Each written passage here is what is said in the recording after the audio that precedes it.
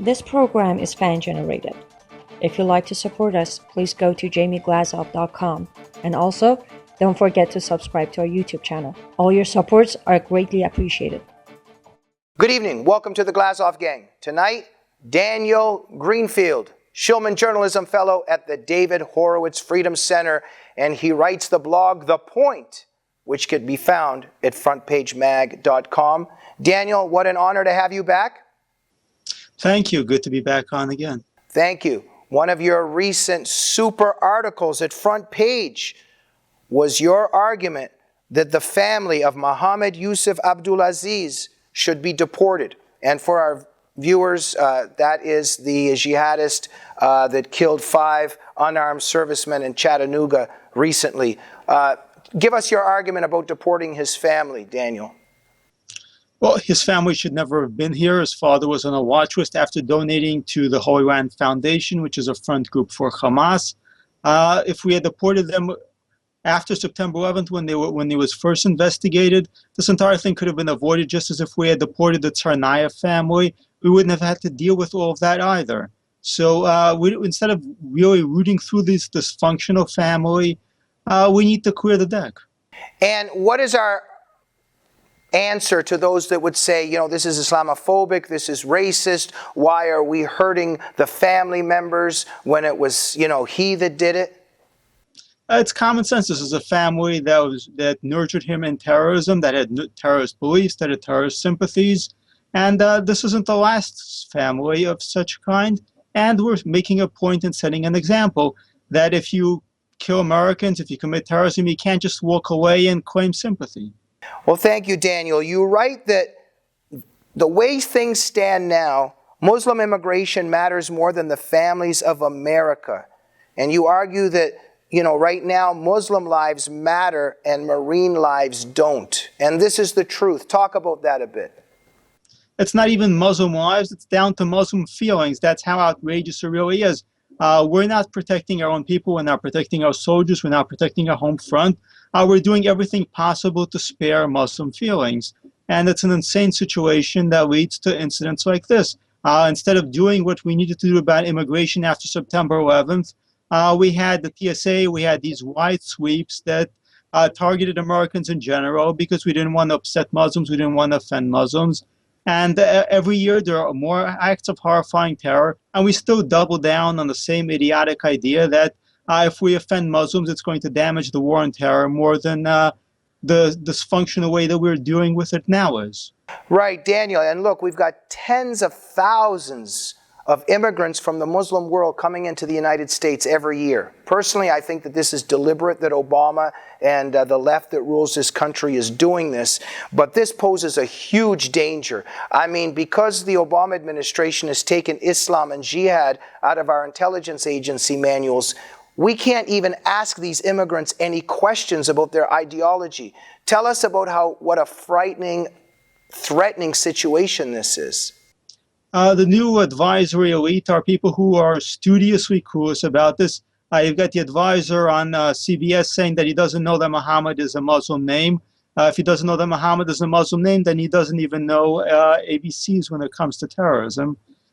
We've thrown out the entire idea that we need to take a hard look, that we need to discuss jihad, that we need to discuss Islamic terrorism. Instead, we're focusing everything on these supposed de-radicalization efforts by Muslim Brotherhood front groups and by the Saudis, who push the same idea that you have to fight Islam with Islam, which is like fighting fire by throwing more fire on it. But Daniel, Yusuf Mohammed Abdulazeez arrived with his parents from Kuwait in 1996 at the age of 6. He attended U.S. schools and by all accounts was a fully assimilated U.S. naturalized citizen.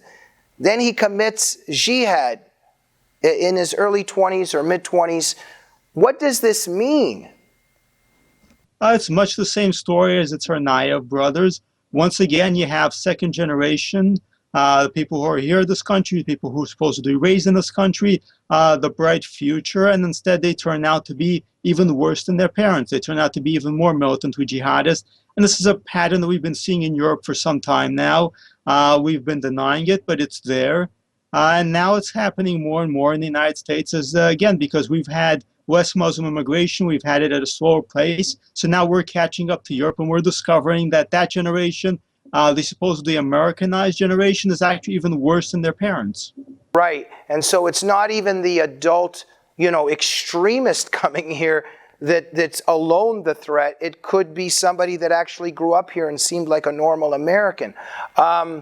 Obama, when he made his brief statement on Chattanooga, the jihad there, didn't mention the Islamic State, didn't mention Islam, didn't mention jihad. This is no surprise. But again, unveil for us what this silence means and the damage it's doing. Obama's statement, as usual, doesn't deal with jihad. It doesn't deal with terrorism. More to the point, it deals with the usual note of, no, let's not jump to any conclusions. And there's an interesting counterpoint to that from the UK, which has its own politically correct government. Prime Minister Cameron's speech was deeply flawed. But at the same time, he made some very important points. And one of those was that the supposedly nonviolent extremism, the kind of thing that Obama fosters, the kind of thing that he brings into the White House, is the gateway to the violent extremism. That's an important point. The second point that he made was that this comes out of Islam, and that it's not the fault of the UK security services, not the fault of the war on terror. It's not blowback for something we did. They affirmatively do believe in something, which is the Islamic State.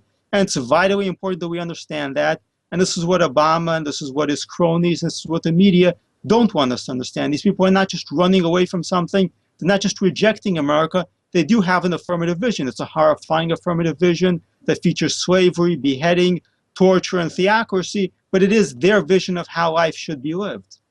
Thank you, Daniel. Well, look, Abdulazeez sent his friend a link to a long Islamic verse, quote unquote. It's actually a hadith, shortly before he opened fire in Chattanooga. This Islamic verse includes the line, quote, "Whosoever shows enmity to a friend of mine, then I have declared war against him." This is one of the hadith Qudsi. It's the holy hadith in which Muhammad quotes Allah. You would think that a person who killed 5 unarmed American servicemen, if he sent out this message that happens to be in Islamic theology, where is the media discussing this verse and what it signifies?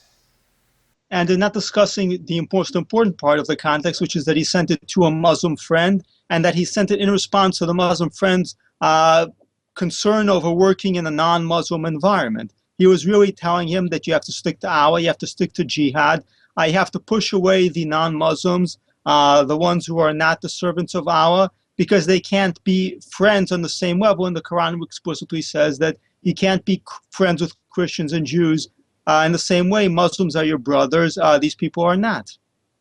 In terms of what the American administration has done and what our media has done after the jihad in Chattanooga, what has been done to prevent the next attack? Nothing more is done because we're still wired around the same basic ideas. They're still current in the intelligence community and law enforcement, which is doing the classic traditional stuff like sending informants into mosques, monitoring traffic, and so on. This is stuff that is a carryover from the Bush administration that Obama didn't completely shut down. But Obama's efforts are dedicated to the supposed de-radicalization stuff, much of which involves promoting Islam. I mean, after Benghazi, the State Department was pushing its Countering Violent Extremism conference, which was promoting Muslim rappers who were being financed by taxpayers to go on a tour around the world. And these guys were connected to the Muslim Brotherhood, predictably. After the Paris massacre, again, there was Obama rolled out a Countering Violent Extremism conference, and which his big item was the Twitter account, which was handed over to another Muslim Brotherhood sympathizer embedded in the federal government. Daniel Greenfield, always such a great source of knowledge. Thank you for your courage. Thank you for speaking the truth. You're a true hero, my friend, and #1 in my books. We hope you'll be back on the Glazov Gang when invited. I look forward to it. Thank you, and we'll see you next week on the Glazov Gang. Good night.